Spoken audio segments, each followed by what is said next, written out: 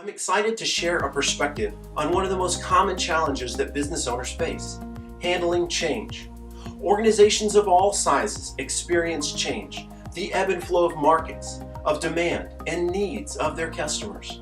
And as time moves forward, these cyclical changes that we experience can be grouped into seasons. And stepping back to identify and acknowledge these seasons allows us to better prepare for them. Moreover, understanding the causes, the relationships, and the demands of these seasons and implementing strategies that fit within the offerings of these seasons can have a profound impact on us, the way we handle our businesses, on our communities, and on our homes. Imagine all your organization could do if you had strategies and tactical processes to help you handle the change. That's exactly what we look forward to working through together at the Fall Into Season Business Conference. Well, my name is Jim Hood, and I'm a financial advisor. Although I don't refer to myself as a financial advisor, in the last few decades I've learned that I do better when I refer to myself as a financial advocate. The advocate is the guy who gets on the same side of the table with you, the client, and learns you and befriends you and learns how you think and looks at it from your viewpoint. In this session, we're talking about year-end reviews, falling into the end of the year. And when I think of that, I think of two distinct year-end activities.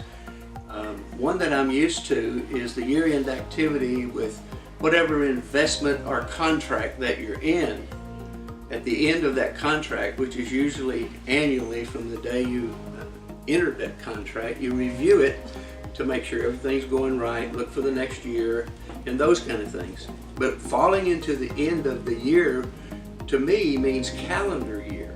And when you fall into the end of the calendar year, that doesn't speak reviewing the contracts to me. That speaks discovery.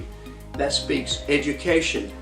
That speaks get out of the box. This is the box that the world puts us in. They advertise us in it. They coerce us into it.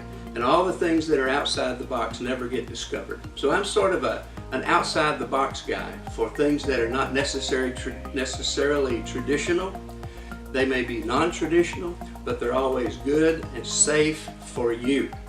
So that's my specialty, and we're going to talk about all the different kinds of areas that you can investigate and then go into a discovery mode and find out what is really outside the box for me that is good for my situation. Good to Great strategic business planning is all about taking your business to the next level. There are 3 questions that each of us should ask ourselves. It's based off a book called Good to Great and based on the concept of the survival of the fittest, both in the natural world and in the business world. And it can apply to both individuals, nonprofit organizations, or governmental entities or business entities. And it's really a key component that I have used throughout multiple different organizations, and we've seen great successes in defining what we call our hedgehog. And finding what your hedgehog is really helps to focus in on what you can be the best in the world at, what your passion is, and how do you know you're successful. And then as equally important as what you're going to do is to know what you're not going to do.